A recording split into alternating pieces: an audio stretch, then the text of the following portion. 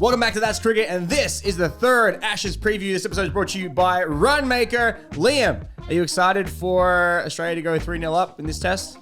I'm excited to watch some good cricket. I mean, this is the challenge, right? Australia's hard to play cricket. As Stokesy said in his post-match interview, it's no place for weak men.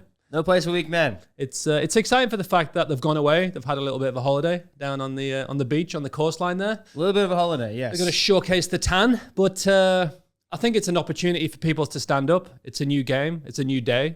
It's an opportunity for people to get hundreds, to take wickets, to try and bring them back into this series. And hopefully, there's no place for weak men. So let's go, boys. Let's stand up. Let's showcase what we have. It is a good opportunity for them to score some runs and play some good cricket. Fun fact, England has spent more time at the beach than they have in the middle. Yeah? Yeah. They've played more rounds of golf than they have scored runs. I mean, it sounds delightful. Yeah. I mean, that's what you go to Australia for, right? You want to play some nice golf. You want to be by the beach. You want to have fun. Playing cricket, that's just the afterthought. That's just playing good cricket, batting the day. That's afterthought, right? I've got a thought. I know a company that does beach cricket. Oh, yeah?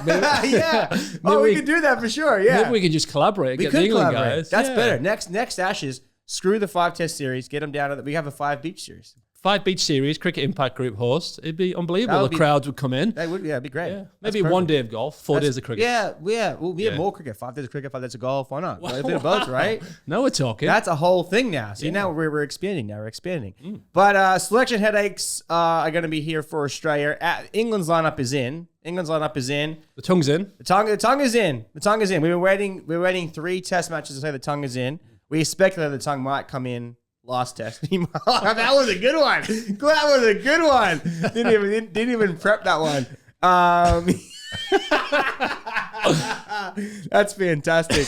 The wood is out. Jax is staying in. Atkinson out, and the tongue comes in for England. Okay, mate. Yeah, you got it. Firstly, I'm devastated for Woody. Obviously, he's a game changer. He's the one who can bowl 150 plus. He showcased some skill in the first test. He's obviously injury. And I know what it's like. It's very frustrating.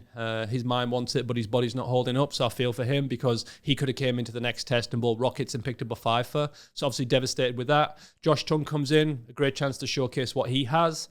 The wickets probably not going to do as much as the last 2. I mean, the wickets were great. I love the last 2 wickets.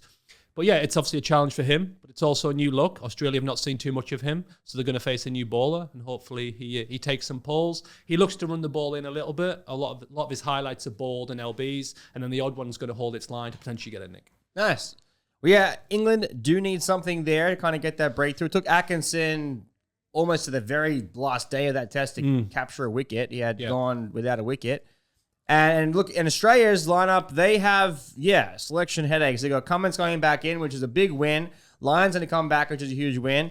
That's going to force Doggett and Inglis out of the side. Yep. And then we still have the conversation around, are they going to bring Khawaja back? Are they going to put him back at the top of the order?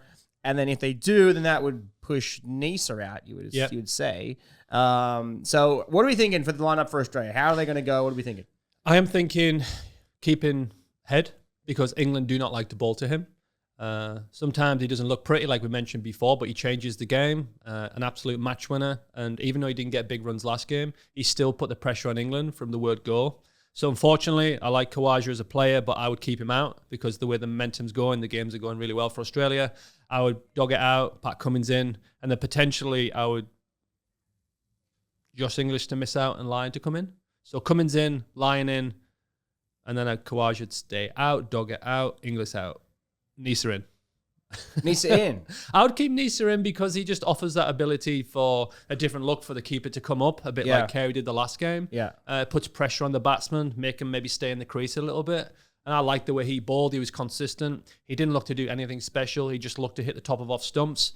From the first innings, he probably tried too much, as we touched on. He was trying to go away swinger, bouncer, in swinger. Yeah. And I think he kind of learned on that on the second innings when he picked up the wickets. He was hitting his block, his little yardage, his little piece of paper on the ground there. Yeah. He was creating indentations. He was like forming a bit of a crater there where he was hitting. And he was outstanding. You want to bring that momentum to the next test, you know? And how much can Pat Cummins bowl? Obviously, you want to come back in fully fit. He's not going to play a test until he's fully fit, but it might take the pressure off where you have Neser and Boland who can do a lot of overs. Yeah, I think obviously having Cummins come back is going to be huge for Australia. I mean, they've got their lineup is stacked already. Everyone's performed to this point. Doggett's taken 5 wickets over the first game. Neeson obviously took his 5 in one innings. Yeah, it's we have a plethora of talent there in the bowling lineup for Australia. They're able to make the impacts, and I think Pat Cummins coming in, he'll just make a bigger impact. He'll be able to be a little more explosive. Obviously, he's the best of those bowlers.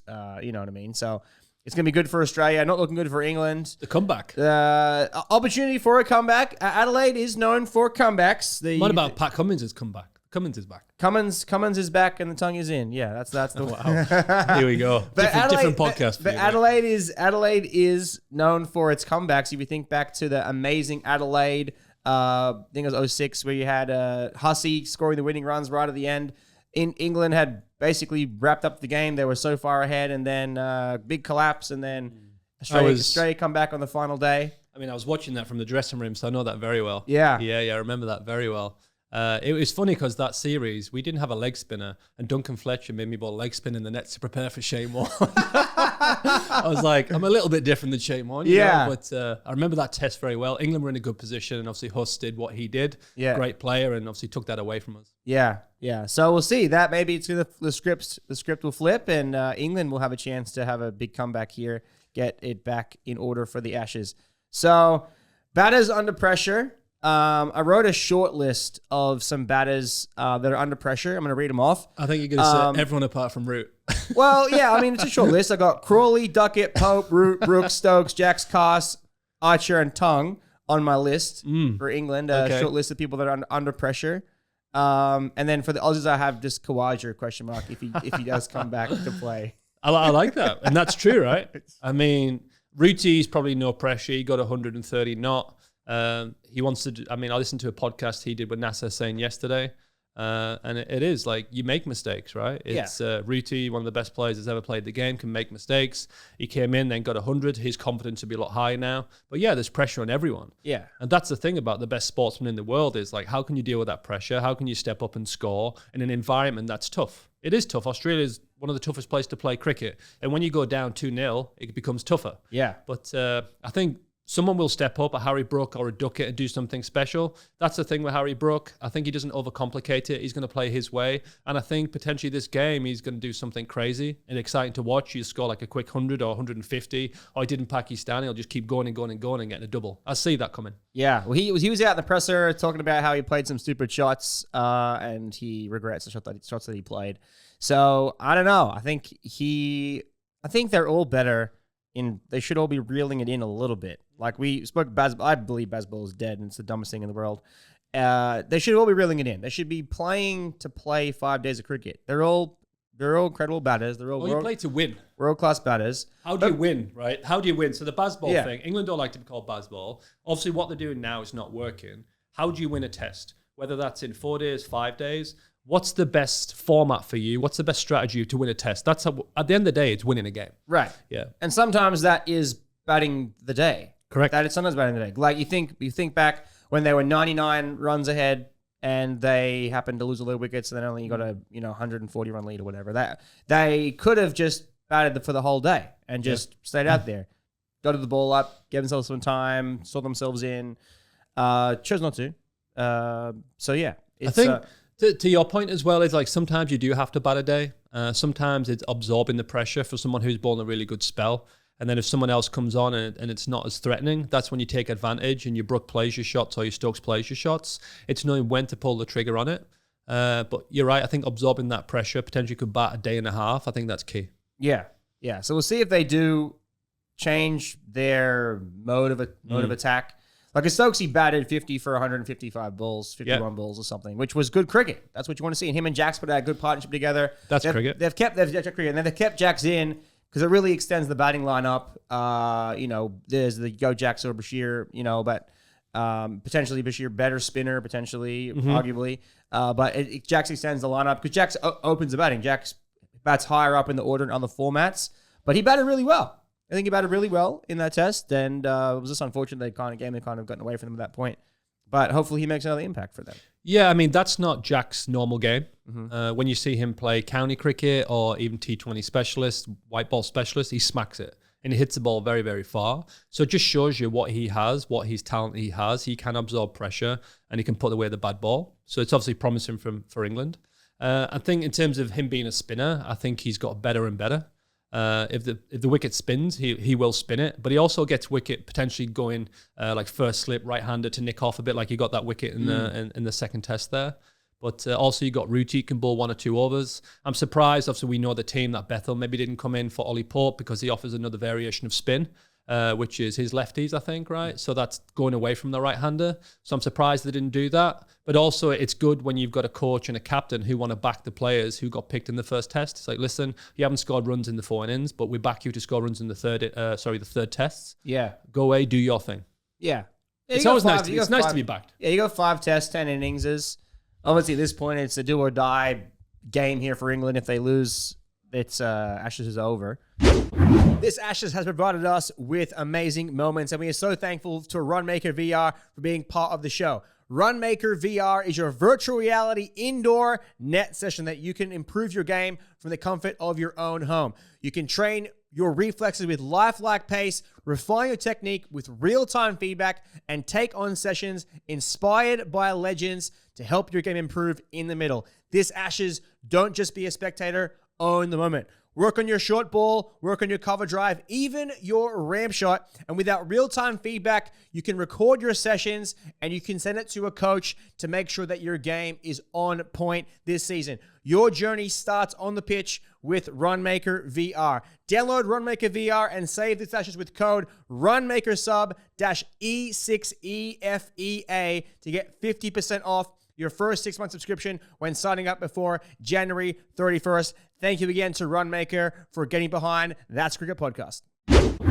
Cummins returning, which means that a captaincy may switch. Well, it will switch. You would expect it to go back to Cummins to become the captain. Yeah.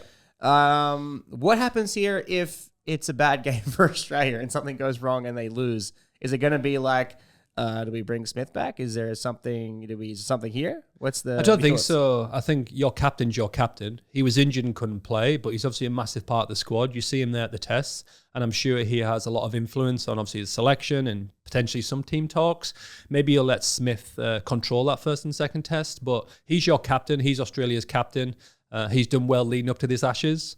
But yeah, I mean, he's going to take the reins on the third test, and even if they win, lose, draw, I think he's going to continue when he plays. Yeah. Well, I think something's interesting about captaincy, and I'm going to get your perspective on this. Like, I look at different captains that field in the slips and captains that field at mid-off. Mm-hmm. Because Pat Cummins is a mid-off captain, and Steve Smith is a slips captain. Right. You think about someone like Sharma was a slips captain, and then when Boomer or whatever, Boomer he wasn't in the slips when he captained, right? So, have you ever? Is there anything from a player's perspective, like noticing if who you captained, and then were they captaining from the slips or were they captaining from mid off? I was going to say it's more added pressure if you're a slip catcher because you got a lot of things to think about. I mean, you concentrate on every ball, every fielding position. You have to concentrate every ball, but mid off, it's an important position, but slips a very important position, because you're fully in the action and nick a catch, and if you start dropping it, but Smith handles it really well. It's a different point of view because he's looking at the game from the slips position, and maybe he can see what the batsman's trying to do a little bit better, maybe communicate that to the bowler. But I don't think it makes too much of a difference. I think you're comfortable where you field and that's your position. Pat Cummins is great at mid-on, mid-off because you can speak to the bowler also. Obviously, Pat Cummins being one of the best bowlers in the world, he might be offering some little bits of advice for when the bowler's walking back to his mark. If the bowler doesn't feel in good rhythm, you got Pat Cummins can maybe control it to settle it down and say, you're doing a great job. How about try this? And just back the bowler. That kind of worked for me when I was playing with England. Owen Morgan potentially would always be able to have access, whether it's from short cover. He could always speak to you. So I like the guidance of someone who thinks about the game, who can speak to you about the game from mid-on, mid-off. Yeah, it's interesting because like I said, Smith is that slip position captain, and it's just a different dynamic of him changing the field from slip than someone changing the field from mid-off, mid-on. Because even Stokesy fields at mid-off, mid-on, and he's captaining from there. And I don't know if it makes a difference captaining, like seeing if you see the game differently from mid-on, mid-off if you do from behind the wicket. Yeah, I mean, I think Steve Smith's such a cricket badger in the nicest way possible. He thinks about the game, and when you listen to him speak in podcasts or TV interviews, he's non-stop thinking about the game. He doesn't sleep until he's the first ball of a game, right? Which is crazy, but I think he's just got such a good cricket brain that it wouldn't matter where he fields. Yeah. So we'll see. We'll see how it goes, and you'd still, obviously Cummins coming in to captain. Smith will take a backseat VP, vice captain role. Who is vice captain? Is there a vice captain? I don't know who that is. It's got to be Smith, right? I mean, you think it's Smith. You think it would have to be Smith, right? I don't know. So moving on, the conditions of the pitch. We got an Adelaide pitch, drop-in pitch. Mm-hmm. Wickets have been good so far. Great wickets. I love the wickets. Great wicket so far. Flat wicket coming into Adelaide. It's not known for the spiciest pitch in the world, but short boundaries side to side. That's one thing about Adelaide is they have unique shorter boundaries, square, and then longer boundaries forward. Thoughts on the pitch and the Adelaide Oval? Yeah, touching on the last two tests, and there's been someone scored 100 in the first test and the second test. Rudy scored 100. Travis Head scored 100. So the wickets were great, in my opinion. You have to find a way to score, and that's what they did. Travis was aggressive, Ruti not so much, but people scored hundreds. I think this wicket, spinners are going to come into play a little bit more. It might get a little bit drier, but it's generally a good wicket. The boundaries are a shorter square. That could be an advantage for someone like your Duckett, your Crawley, who like to score quickly. On the previous two grounds where it's bigger, obviously your little clip off your leg might go for 2. I think in Adelaide, they score quicker. Yeah. And once England get going, I think they're hard to stop. Yeah. So I feel like it could be more of like an England position where it's shorter, more boundaries would be scored up top. And maybe also Duckett might throw his hands at a bit more because he might think there's an opportunity to score quick here. Yeah. Which gives a chance to Australia again. But I think he just needs to get going. He's not got going yet. He needs to find his way, his method to score some runs. And it'd be interesting to see how he attacks that. I think he got stuck in his crease, but this wicket might help him. I think it'd be a good wicket, be true bounce, there'll be some runs scored. And if you're digging enough, there's plenty in the pitch to be able to nick someone off and it'll spin later on. Yeah, I mean, it's a ideal if you hit like you can square the wicket, shorter boundaries. And like I said, in England are used to the shorter boundaries and Australian boundaries and faster outfields in England with the slopes and everything. And sometimes you hit a beautiful shot, you think it's 4, but in Australia it's not 4. You got an extra 10 meters to go before it gets to the row, which can put doubt in the batter and it can make a little, negative thought in your head. You're going to hit it a little harder next time to get to the boundary, and all of a sudden now you've played a false shot and away you go. I'll tell you who loves to play on this wicket and has played on this wicket many, many times. Who's that? Travis Head. Travis Head. Yeah. Travis Head's coming home. It's a homecoming for Travis. The King of England. He's the King of England now, pretty much, right? Who's that? Travis Head. Yeah. King of England. I thought you meant English because he was born in England. I thought he's the king of England. But when I look at the players on both teams on that pitch, you look at your Duckett, you look at Harry Brook, and you look at Travis Head, the people who can score in them unique sort of angles. Do you know what I mean? Yeah. Obviously, but then you look at Steve Smith, the ability of someone to score runs. He's not needed to score runs yet. No. So I should imagine, like the way that he attacked Jofra the last game, that he's going to be in prime. He's going to be good to go. He knows that they've won 2 tests. He wants an opportunity to get 100. Yes. So, yeah. Watch that space. Speaking of Steve Smith, this next segment is the Run Maker. The segment is brought to you by Run Maker. The X Factor in this next test. It's kind of a 2. It's kind of a head-for-head here. Steve Smith versus Jofra Archer. Head-to-head, not Travis Head. It's a head-to-head, but it's not Travis Head. These are the X Factors. Again, brought to you by Runmaker. So, spicy end to the last test. Like a bit of spice. Hey, champ, bowling quick when it's not worth anything. Bowling champ. Love the bowling champion. I love that passage of play because I think Brendan McCullum touched on this, is what's Jofra supposed to come out and do? Is he going to run up and bowl 70 miles an hour because the game's potentially finished? Or he says, listen, I'm going to give it a massive crack. I'm going to run up and I'm going to bowl rockets, which he did, bowl 155. He's bowling express pace and it wasn't comfortable. You could tell by the Australian batsman it wasn't comfortable until Smith came in.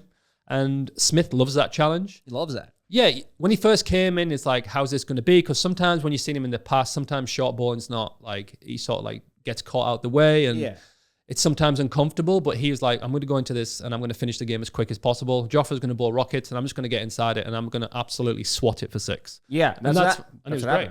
That's what happened. Got a little chirpy. They kept the stump marks rolling.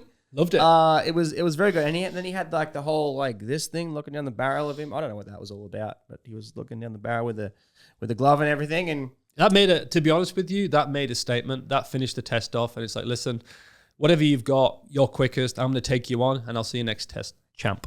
I think the argument is, why wasn't he doing that like at the back end of the first and second tests? Like, why wasn't he doing it in the first spell? Why wasn't he doing it at the back end of the first test? I like Joff a lot, so I try to be it's like the armchair critic, but I don't know what his fitness like. He might come up and bowl a spell to bowl rockets, and then the second spell, does he have that in the tank? When you look at the best and the guys who've played the game, like your Brett Lee and Dale Steyn, and they have the ability to do it back to back to back to back. Obviously not a 93, 94 all the time, but maybe that's the one thing for Jofra in terms of his fitness. Does he have the ability to go 150 first innings, second innings? Because that's the thing that makes him different. Yeah. He is skillful, but that pace does cause panic. Even though Smith played him well, it's obviously not comfortable. Yeah. You're making someone do something different and something they might not normally do. Yeah. So, yeah, does he have the ability to go back to back to back? If he doesn't, then it's maybe a fitness thing. Yeah, I mean, the fitness thing in fast bowling is totally nuts. Like, it's totally different than baseball in America, where you're just standing at one throat and throwing. You're also running in. You're also running in at a hot pace. Some running faster than others, but you're running, and then you're like literally throwing your entire body weight, with 10x your body weight into that front leg. It takes a lot out of the body. You have to be like high level fitness to be able to pull that off. I agree. I mean, also it's maybe not. It's not like Jofra's not trying to bowl quick. Yeah. Sometimes, like as the average person who goes out to do fitness, sometimes maybe you run training for a marathon. Some days you feel great, some days you don't feel great. Yeah. So I think sometimes you'll turn up and it's like it clicks and you're feeling the rhythm, everything's smooth and easy, and you bowl 155. And then some days you don't. You've got heavy legs. Maybe you've had that energy dump before you go out there and you're trying to release it and it's just not coming. That's why the people who've got longevity have the ability to bowl quick over and over again. It's an amazing opportunity. Like, it's amazing to be able to do that. Yeah. Obviously, I've played a lot of cricket. When I did bowl quick back in the day, sometimes I would bowl quick, sometimes I wouldn't. It is frustrating. But the best bowlers can also, if they're not bowling at the high speeds of 150s, they can operate in 140s and still be effective and skillful. So it's figuring out, how does it look today? How can I help the team win? How can I help the team take wickets? If it's not bowling rockets and bowling bouncers, I'm going to settle in. I'm going to hit that little gap on the floor over and over again and help the team. Yeah. Yeah, I mean, for Archer, he was bowling right arm around the wicket bouncers, and I mean, you can just help it on its way. I mean, if you're going to bowl bouncers, wouldn't you better off coming around the wicket? I think when you've looked at the stuff where Smith has struggled, he struggled against Wagner bowling 132 into his armpit with that left arm around the wicket. Yeah. We've seen the clips of him bowling to Wade and to Steve Smith. Yeah. Maybe he didn't feel comfortable, but also as a batter, you can improve from previous series, previous years. Yeah. Steve Smith might have worked on that because he knew that's what's going to happen. It's not easy to play. It's hard to play. And from us watching TV, it's like, it's easy just to step inside and whack it. That ball's coming at serious pace at 95 miles an hour. So the ability to Steve Smith, who's one of the best who's ever played the game, to be able to play like that shows you how good he is. Yeah. No, very good. And he is our X Factor, our run maker for this test. Fatigue, you mentioned burnout or fatigue for the bowlers. They, weren't able to get up the RPMs up that back end of that first test. Jofra did get it up. Jofra got it up. Oh my God. Jesus, mate. You're on one today, mate. For the second test, up around that 150 clicks. They've been away, they've been to the beach, they've had a time to rest, recover. They get extra days to recover in between 2 and 3, or between 1 and 2. A couple of days rest more than extra they would have got. What can we expect coming into this test? Are they going to be ready to go? I think it's also what led to the first test as well, right? Because I know when you start a season, whether it's county cricket, it's like, what do you have in your legs before that first game starts? Obviously, I don't think they had enough practice, and I think everyone says that. You can have net practice, you can have 4 or 5 days, but it's not match intensity. You can play a friendly against a Lions team, but it doesn't make you ready to play that first test. They've played 2 games now, and I know they haven't bowled millions of overs, but they felt what it's like in a stadium. They felt overs in the legs. So I think they will be ready. But yeah, I think they should be fresh. I just think they were undercooked for the first test. Undercooked. Yeah. Baz was out coming saying that they were over prepared. They had overtrained. The thing, I think he touched on that because he did another interview, and I think they just say, for instance, don't quote me on this, they maybe booked out the nets for 5-6 sessions, And I think sometimes too much nets and over-preparing in the nets is not good for you. You know, it's like, are you going to the nets just because the nets are available? What are you getting out of your session? Some of the best players in the world, if someone's scoring runs like hundreds back-to-back in test, he might not go in the net once because he feels in such a good space that he doesn't need to do it. He might get some underarm feeds from a coach and hit the ball into the net. So sometimes I think you can over-net. Yeah, with you on that for sure. Yeah, and I think potentially that's what Baz said. Yeah. I think maybe there's too many nets, but that doesn't change the fact like they could have got better preparation leading to the first test. And obviously the dynamics of the world cricket and franchises and ODIs and T20 doesn't make it easy to do that. Yeah. I don't know how people do a full net session before they go out to bat. Like how they do the wiffle ball thing or the whip thing. Back in my day, we just underarm into the net. Like that's all I needed to get the eye in. Like, I don't know. These guys are like full netting before games. I'm like, how do you full net before a game? I'm like, don't bowl full net to me. I don't want full speed before the game. I just want to get the eye in. It's like 100 like underhand knocks. It's like, okay, they get the rhythm down, you know? I don't know. Yeah, bit of underarm drive, back foot pull, feel good. Yeah. I think it's whatever suits that batsman. Sometimes someone might want waking up and they want to get rid of their mistakes in an early net session before the game. They might someone to throw at them good pace so the reactions get fired up before the first ball, you know? Some people don't. Some people have underarms, like you said, and they take the time and it's very cruisy. They get what they want. They go and have some food, have a smoothie, come back for the first ball of the test. But each to their own, and that's the beauty of cricket and sports is everyone prepares different. And obviously Ruti and the guys have a special way of doing it, and some people like to face rockets in the net. Yeah. Bold predictions. Do we have anything big, bold prediction for this test? 5 wicket hauls, 100? I'm going to go with Duckett 100. I'm going to give the England point of view. Okay. Duckett 100, Root 100, Brook 100. Wow. I feel like that. That's a bit, wow. Clipping that for later. You can clip that. And I'll give you a little smile for it because that'll be the one. I also think that Jofra will get fired up. Steve Smith will play him very cruisy, I think, but I think he'll pick up fifer, and I think he's going to come out hard. So it's the people at the other end who are going to feel the brunt of Jofra. Okay. Maybe that tail end down there are going to get a few tasty leather balls across the face. You know? We got Jofra getting 5. We got Duckett in for 100. Yep. Root in for 100. Yep. Who else in for 100? Crawley, you said? Or Duckett, Brook, Crawley. Wow. England are going to... That's a lot of runs. England might... If they're bat first, England will be 85 for none. 85 for none. Yeah. Wow. You saying that Stark isn't getting a wicket in his first over? I think it'd be different pitch. I think not as much bounce.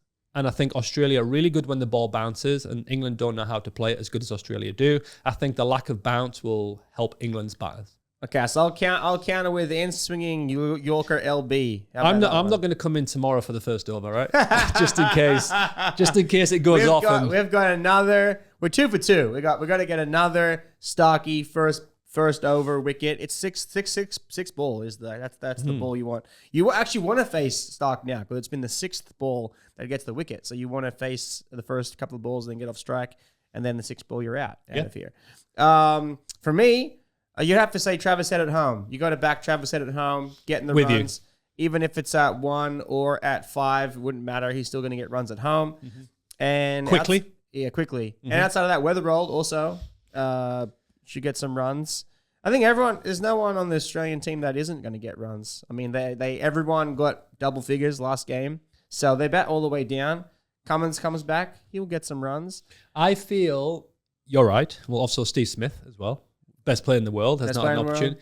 I think Josh Tongue might be a little bit expensive, but he's going to pick up wickets. Well, you're okay with that? I'm okay with that. Depends how expensive. Yeah. Well, chase the runs down. But you need wickets. You need 10 wickets. Yeah. So it doesn't matter. If you go for 200 runs and you get 10 wickets, you get 10 wickets. So yeah. Speaking about, I know we're bouncing around, but I mean, Atkinson, I thought, was very consistent. And obviously he's been dropped out. So it's like, who's going to be that person who can bowl dot balls now? Because I'm not sure Tongue's your man. He isn't in the dot ball guy? No. Well, let's see. It's okay. We need to talk about wickets. And I mean, also, I got to also shout out Alex Carey. Alex Carey, South Australian. South Australian. He could get 100. He could get some 100 at home. He's looked good as well. 100 at home. He is just the underrated batter. He's so good. I think that he could open the batting. He does such a good job. Obviously, he does a very, very good role at that 6th spot. or 7th spot. I know 6, 7. I did that. Yeah, I know. Yeah, I tried to get away from it. I did it accidentally. But yeah, obviously he's a key part of the batting for Australia. And does such a great job. Like to get a 50 down the order. This helps the team out so much. Even if the top order does their job, to keep continuing batting for long periods of time is great. So lessons learned. What clear lessons come up in the first tests, and what can England take away? What have they learned? Don't drop catches. Don't drop catches. Catches win matches. Yes, they do. Take that away. I think England need to be patient as well. I think when you're looking at the batting, we spoke about this, is how do we win the game? Sometimes that's bat for a long time. Still be positive, but maybe rein it in a little bit. Bowling also, you need to bowl in partnerships. England haven't done that great yet. Obviously, Stokesy's been excellent with the ball and bat. I think not so much with the bat, but last innings he was good and he batted a long time. So England need to be patient with bat and ball. With that, it doesn't mean you have to be defensive. You just have to pick the right opportunities. But yeah, partnerships with the ball, partnerships with the bat. Don't drop catches, score hundreds, get fifers, then you're in a good spot. Easy. That's cricket right there. Yeah, that's cricket. No, I'm all about anti-Bazball and, just playing proper cricket. Getting Stokesy's 50 from 151. I'll always talk about that. It's just good cricket. Play that cricket. That's what you need sometimes. You don't need to go after everything. As Joe Root said in an interview yesterday, play your own way. That should be effective, right? Yes. And what does that look like? Each person's different. Yes. Is there a single moment or a single session or a single decision that England would look back and say, we probably want to do that different? Probably do that again? Probably... I just think in terms of that, when England were batting, when Stark was at the first innings and everyone was just wafting out off stump, it was like, what were we doing there? Yeah. Rooty got out, Harry Brook got out, was a good ball. Will Jacks got out, Cast got out, and it's very similar dismissals. Like, what were we doing in that period of play where we could have probably batted a little longer? And I think they might look back and said, we didn't need to go at that. Yeah. Do you know what I mean? It felt like it was such a passage of play where England went bang, bang, bang, bang. And it's just like, we didn't need to do that. And I think that was a silly bit of cricket. Yeah, I think they definitely changed up their tactics from first test to second test. Yeah. And obviously played much better in the second test. Will it be enough, though, in the third test? Bowling plans? Well, how would you bowl? What are you going to bowl? Give me some. What would you do here? Neese, like you mentioned, has been bowling in that box. Carries coming up to the stumps. A lot of pressure on the batter. Because you got to keep the batter in the crease when the keeper's up to the stumps. Yep. England bowled a lot of short stuff. What would you be thinking here? What would they be doing? What are their plans to try to tie Australia down? I think each batsman has an individual plan. I think the bowlers would be looking at that in the team meetings and obviously through the analytics of it. But I think you don't go far away from hit the top of the stumps as much as you can, make the batsman play. The odd quick bouncer, and then different passages of play where if someone comes in and the ball's not doing much and there's a partnership, then you bowl quick and you bowl short. But I think at the end of the day, what do the best bowlers do in the world? Your Glenn McGraths, your Jimmy Anderson, they hit the same spot over and over again and create chances. There might be a dead space where there's no wickets, but they're not scoring runs. When you're patient and you manage to hit your pocket as a bowler, the batsmen sometimes do something different. They might get a little bit frustrated and try and score runs, which creates chances. So I think, what do the best bowlers do in the world? That's what I look to replicate. Hit that top of off. That's what you want to be. So will it reach 5 days? Will we get a 5-day test? I think we will here. You reckon we'll get a 5-day test? Yeah. What's the over/under on less than 3 days? I wouldn't know. I think 4 days is probably... I'm comfortable saying 4 days. You think 4? I'm thinking 4 days. What's the weather forecast? Oh, that would be nice to know. But we said during the live stream of that second test that I think it was at the end of the first. Yeah, it was after Crawley hit the 4. I was like, it's going to go 4 days now. Yeah, that's it. We'll know. We'll know in the first over of our live stream, which will be streamed for the first session as usual. Yep. We will be. We'll be there. We will know during that over how many days it will go. Yeah, I think it's going to go to the 5th test. I think it's not going to bounce as much as we said earlier, and I think England batters are going to get some runs. I'm not sure who's going to win it because Australia are flying, and if England start to lose a couple of wickets, then we know what that's feeling like in the dressing room. And are they just going to replay the same first test, second test, and wickets are going to go, thank you, thank you, thank you, thank you. England under pressure. England shit the bed. Who knows? But one brings two. Partnerships, please. So I'm gonna say Australia win the toss, Australia bat, Australia get 450, and then just England out of the game. I think we should watching this space, I think Harry Brooks is going to do something special. Here we go. There we are. Let us know below what you think. So we're going to switch gears here, team. That's your Ashes. That's your Ashes wrap. We're going to do a little IPL news because the IPL auction is bleeding into the Ashes coverage. Yep. So big news. We've got a big auction coming up. KKR's got a whole lot of money to spend. CSK has a whole lot of money to spend. A lot of Australians up for bid. Some English up for bid. Mm-hmm. A lot of your unicorns, fellow unicorns, San Francisco Unicorns teammates. Oh, he's got the. Here we go. You're gonna get it up. He's got the. Oh, we just see your boot. Keep swinging it. Keep swinging it. He's got his unicorn socks on. He's got his unicorn socks on. I should have worn it's a little unicorns. But you got the unicorn jersey up behind Liam there. A lot happening here for the teams, and so we're just gonna touch on this a little bit.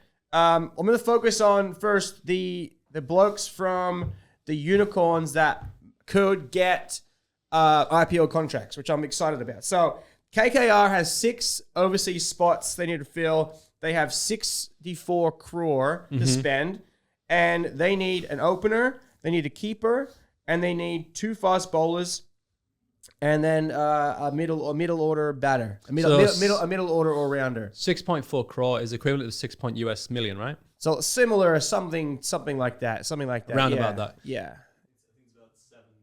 7 million? Yeah, something around that, yeah.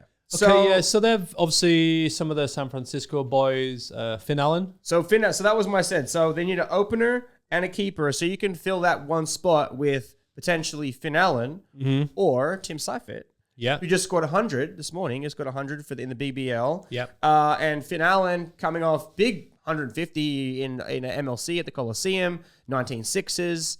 2 potential unicorns could go to that team. They got rid of their Quinton de Kock, so they got space for an opening keeper. Yeah, and that's the thing right now. You look at, we touched on this when we're chatting outside, is sometimes the IPL teams, because they're involved in many leagues now, they're in the MLC, KKR have got LA, and then they're also in the Caribbean League, the CPL. Sometimes Abu Dhabi too, they got Dubai, they're all over. So that's the thing for a unicorn. I don't know how that's going to work out, because if KKR come in and offer a contract, it's like, we want you to play for us, but also we're only going to sign you if you're going to play in the MLC for us, you're going to play in the CPL for us. Yeah. So for me, I want the guys to get picked up, but I hope it's just for the IPL, and I hope they don't get a multi-package deal. Selfishly from me, I'm sure they'll be wanting a full package, but I don't want the guys to go away from the unicorns because they're such great players for the team. So I think they should get picked up regardless, but I think they have a really good chance of getting picked up by KKR. That's who they need. That's what they're looking for. Obviously, KKR, the biggest spend that's going to be in the IPL is Cameron Green. Cameron Green is going to be the big ticket item. Probably going to get a 20 crore deal. He's either going to go to KKR, who has the most purse, or CSK. They're going to be bidding. CSK has 43 crore to deal with. They're also looking for an all rounder. What do you want? How much are you going to go for? How much am I going to go for? Yeah. What's your? Well, they need leg spinners. They need leg spinners. So I'm putting my name up right here. I know it's only a few hours till the auction goes out, but I'll take whatever crore you got. I'll go leg spin in the IPL. 2 crore. 2 crore. I'll take 2 crore. Whatever. That's heavy, I'll take 2 lacquer, whatever. I'll take 2 whatever. I'll take a couple. I'll take a good meal. A nice a couple of rupees and a nice feed. I'll take a good curry. I love a good curry, so I'll take whatever. So they do need leg spinners, which a few and far between. But I do have answers to some of those things. Hasaranga, someone's gonna pick up Hasaranga, please. Good leg spinner. Great player. So yes, and then Matt Short, another great unicorn, another great Australian top order batter, could get picked up potentially. Fraser McGurk is released off from the Capitals. My big thing with Jake Fraser McGurk, he bats up top of the order, I think 3 for unicorns. He had a different role. He had Seifert and Short kind of rotate around up top of the order. I want to see him take on a finisher role. I want to see him take on a 7 role. You mentioned that you like him at top of the order. Yeah. In India because it bats a little lower. Yeah, obviously he got picked up from Delhi originally, and he had a blinder. He was getting 50 off 17 balls and runs galore up top.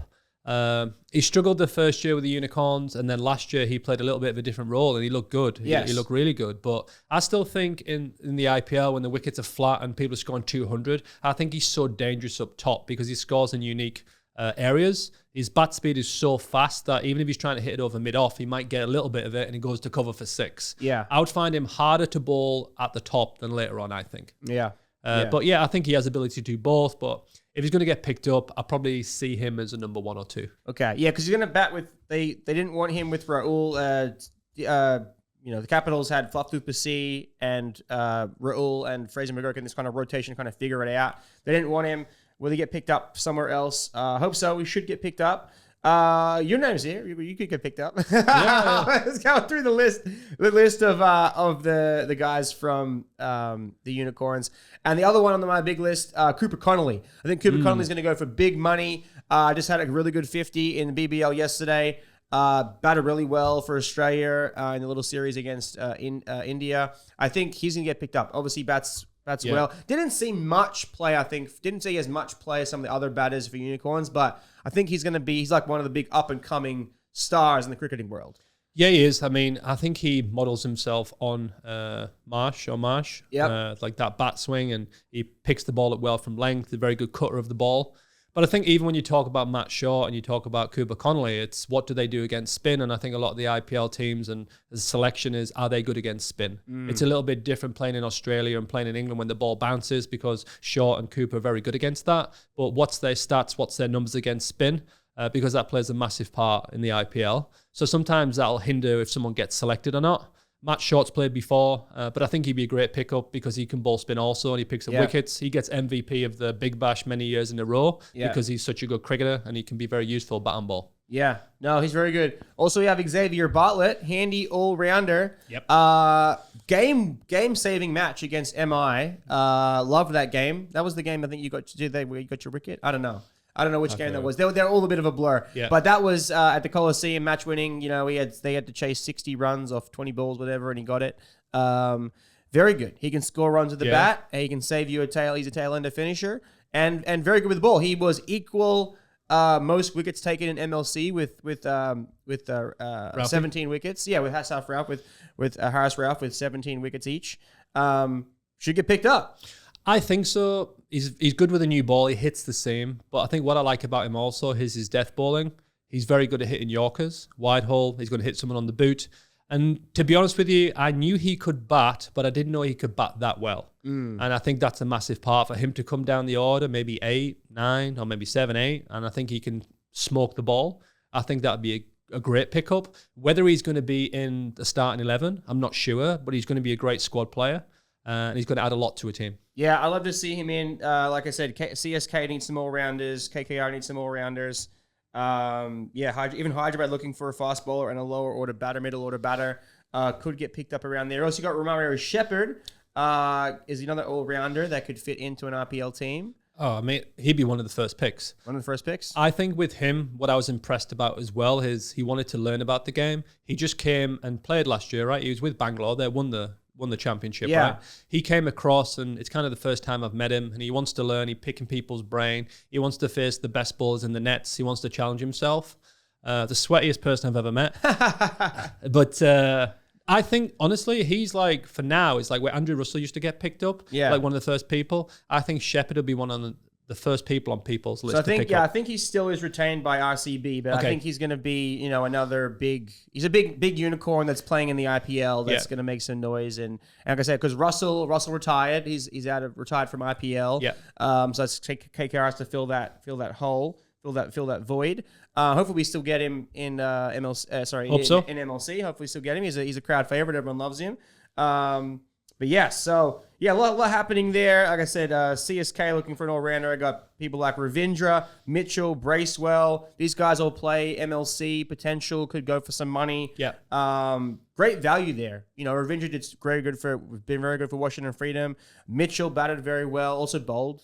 Can bowl. And also bats very well for New Zealand. Yeah.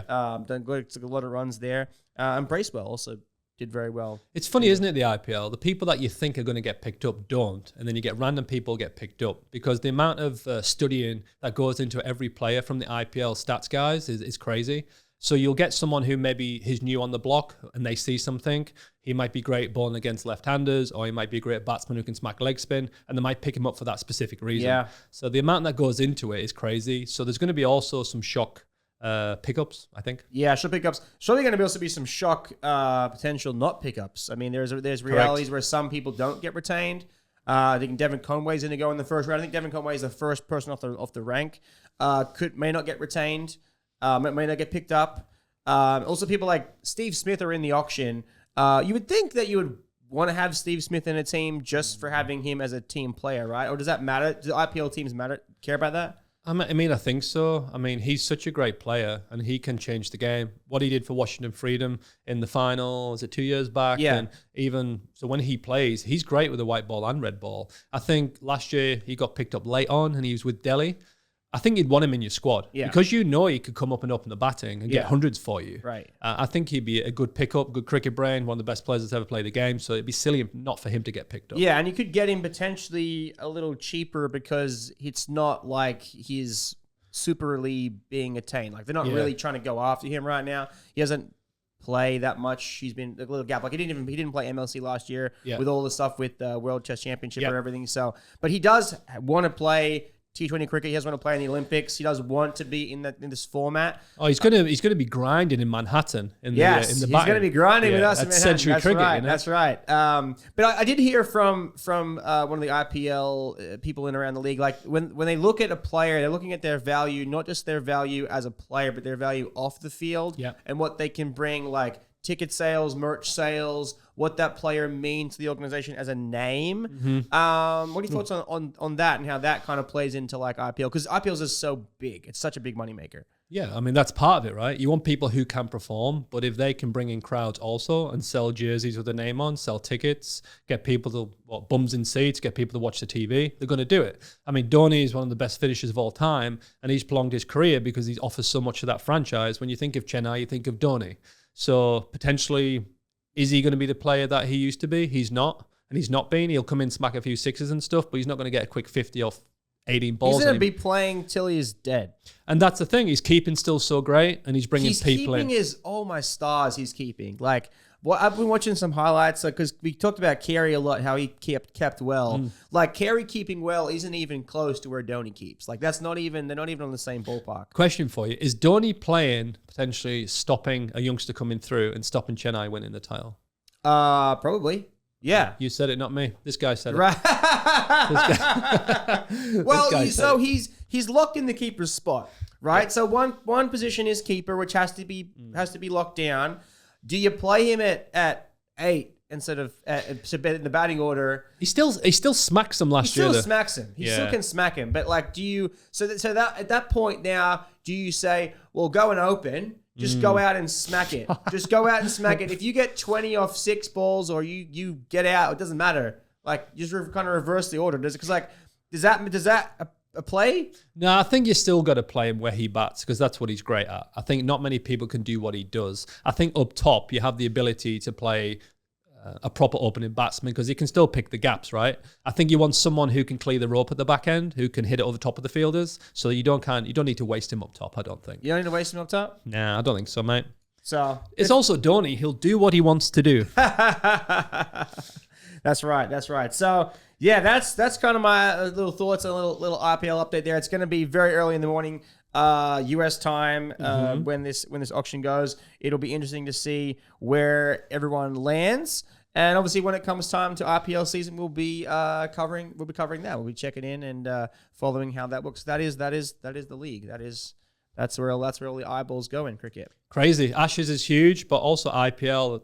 The amount of people that watch that, the fanfare, everything that comes with it is exciting. If you've not seen it before, you should definitely check it out because that's kind of not the pinnacle. International is a pinnacle, but in terms of how big it is, as a sport in a country like India, it's crazy. Yeah, the amount of like eyeballs compared to baseball or NFL, it's double. It's double whatever you think happens in America. Like, it's so much bigger. Because that's all they do. That subcontinent, like India, they got 1 billion people and they only do cricket. Yeah. That's all they do. So, I mean, you have people in India who'll come to watch players get off the bus.